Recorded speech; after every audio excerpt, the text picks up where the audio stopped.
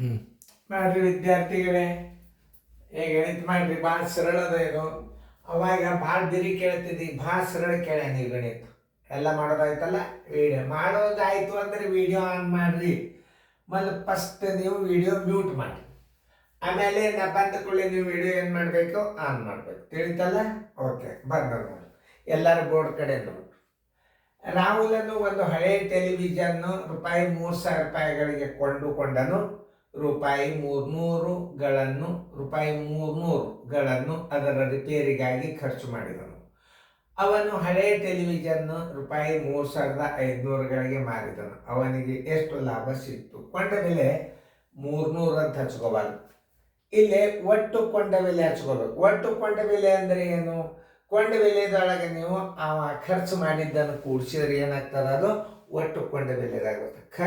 ಸಾಗಿಸುವ ಖರ್ಚು, ಕಳಿಸುವ ಖರ್ಚು, ಎಲ್ಲ ಖರ್ಚುಗಳು ಎದುರ ಸೇರಿಸೋಬೇಕು. ನೀವು ಕೊಂಡ ಬೆಲೆದಾಗ ಸೇರಿಸ್ಕೊಂಡ್ರಿ ಅಂದ್ರೆ ಏನಾಗ್ತದೆ? ಅದು ಒಟ್ಟು ಕೊಂಡ ಬೆಲೆ ಆಗ್ತದೆ. ಕೊಂಡ ಬೆಲೆ ಅಂದ್ರೆ ಒಂದೇ, ಒಟ್ಟು ಕೊಂಡ ಬೆಲೆ ಅಂದ್ರೆ ಒಂದೇ. ಈ ಮಾರಾಟದ ಬೆಲೆದೊಳಗೆ ನೀವು ಏನು ಮಾಡ್ತೀರಿ? 3,000 ಕಳೆದ್ರೆ 500 ರೂಪಾಯಿ ಎಲ್ಲ ಬಂದ್ಬಿಡ್ತದೆ. ಅದು ತಪ್ಪು. ನೋಡ್ರಿ, ಎಷ್ಟು ಕೊಂಡನವ? 3,000 ಕಳೆದ್ರೆ 500. ಈ ಖರ್ಚು ಒಂದು ಅದರಾಗೆ ಕಳಿಬೇಕು ನೀವು. ಈ ಮಾರಾಟದ ಬೆಲೆ ಒಳಗೆ ಏನೇನು ಕಳಿತೀರಿ ನೀವು? ಕೊಂಡ ಬೆಲೆನೂ ಇದರಾಗೆ ಕಳಿಬೇಕು, ಖರ್ಚುನು ಇದರಾಗೆ ಕಳಿಬೇಕು. ಅಂದ್ರೆ ಏನಾಗ್ತದೆ? ಬಾಯ್ದು 200 ರೂಪಾಯಿ ಅವಾಗ ಲಾಭ ಸಿಗ್ತದೆ. ಹಿಂಗೆ ವಿಚಾರ ಮಾಡಿ. 3,500ದಾಗ ಏನು ಕಳಿಬೇಕು? ಈ 3,000ರಿಂದ 300 ಖರ್ಚು ಒಂದು, ಕೊಂಡ ಬೆಲೆ ಪ್ಲಸ್ ಖರ್ಚು ಕೂಡಿಸಿ ನೀವು ಮಾರಾಟದ ಬೆಲೆದಾಗ ಕಳೆದ್ರಿ ಅಂದ್ರೆ ಲಾಭ ಬರ್ತದ. ಮತ್ತು ಕೊಂಡ ಬೆಲೆಗಿಂತಲ್ಲ ಮಾರಾಟದ ಬೆಲೆ ಚಿಕ್ಕದಾಗಿತ್ತಂದ್ರೆ ಹಾನಿ ಅಂತ ಬರೋದು ಬಿಡ್ರಿ. ಈ ಎರಡು ಕೊಂಡ ಬೆಲೆ ಮತ್ತು ಖರ್ಚನ್ನು ಕೂಡಿಸಿದ್ರೆ 3,300 ಆಗ್ತದೆ. ಮಾರಾಟದ ಬೆಲೆ ದೊಡ್ಡದಾಯ್ತು, ಲಾಭ ಆಯ್ತು. ಹಿಂಗೆ ಅರ್ಥ ಮಾಡ್ಕೋಬೇಕು ಗಣಿತಗಳನ್ನ. ಒಟ್ಟು ಕೊಂಡ ಬೆಲೆ ನೆನಪಲ್ಲಿ ಸಾಗಿಸುವ ಖರ್ಚು, ರಿಪೇರಿ ಖರ್ಚು, ಆಮೇಲೆ ಅದು ಎಷ್ಟು ಬಂತು ಅನ್ನೋದೆಲ್ಲ ನೀವು ಎದ್ರಾಗ ಹಾಕಬೇಕು, ಒಟ್ಟು ಕೊಂಡ ಬೆಲೆದಾಗ ಹಾಕ್ಬೇಕು. ಒಟ್ಟು ಕೊಂಡ ಬೆಲೆ ಬರೋಬ್ಬರಿ ನೋಡಿ. ಹಿಂಗೆ ಒಟ್ಟು ಕೊಂಡ ಬೆಲೆ ಯಾಕೆ ಬರಿಬೇಕಾಗ್ತದಂದ್ರೆ ರಿಪೇರಿ ಖರ್ಚು ಕೊಟ್ಟಾನ. ಒಟ್ಟು ಕೊಂಡ ಬೆಲೆ ಬರೋಬ್ಬರಿ, ಒಟ್ಟು ಕೊಂಡ ಬೆಲೆ ಬರೋಬ್ಬರಿ ಕೊಂಡ ಬೆಲೆ ಪ್ಲಸ್ ಇದನ್ನ ನೆನ್ಪಿಟ್ಕೋಬೇಕು ನೋಡಿ ಹುಡುಗರೇ. ಕೊಂಡ ಬೆಲೆ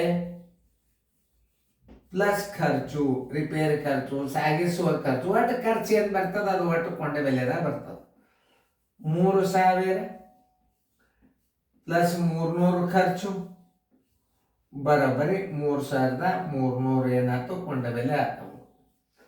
ಏನು ಮಾರಾಟದ ಬೆಲೆ ಎಷ್ಟದ ನೋಡ್ರಿ. ಮಾರಾಟದ ಬೆಲೆ ಬರೋಬ್ಬರಿ, ಮಾರಾಟದ ಬೆಲೆ = 3,500 ರೂಪಾಯಿ ನೋಡಿ. ಇಲ್ಲಿ ಕೊಂಡ ಬೆಲೆ ಏನಾಯ್ತು? 3,300 ಆಯ್ತು. ಮಾರಾಟದ ಬೆಲೆ ಏನಾಯ್ತು? ದೊಡ್ಡದಾಯ್ತು. ಅವಾಗ ಏನು ಮಾಡಬೇಕು? ಲಾಭ ಬರೋಬ್ಬರಿ ಎಷ್ಟು? ಲಾಭ ಬರೋಬ್ಬರಿ ಎಷ್ಟು ಅಂತ ತಿಳ್ಕೊಬೇಕು ನೀವು. ಈ ಕ್ವಶನ್ ಮಾರ್ಕ್ ಬೇಕು. ಲಾಭ ಬರೋಬ್ಬರಿ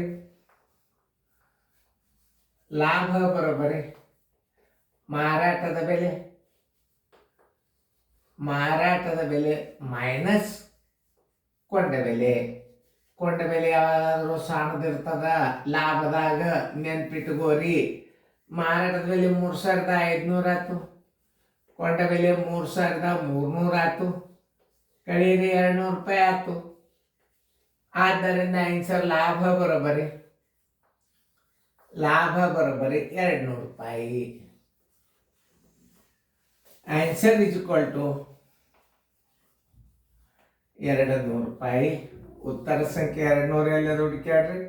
ಉತ್ತರ ಸಂಖ್ಯೆ ಸಿಗೆ ನೀವು ಕರೆಕ್ಟಾಗಿ ನೀವು ತುಂಬಬೇಕು. ಮತ್ತೊಂದ್ಸಲ ತುಂಬಿದಿಂದ ಅದನ್ನ ಒಂದು ಪೆನ್ ತೆಗೆದ್ರೆ ಒಳಗೆ ಮುಡಿಸ್ಬಾರ್ದು. ಪದೇ ಅದನ್ನು ಹೇಳೋದಿಲ್ಲ, ಮೊದಲು ಹೇಳಿನೂ ನೀವು ನೋಡಿರಿ. ಓಕೆ, ಚೆನ್ನಾಗಿ ಬಿಡಿಸ್ಕೊಟ್ಟು.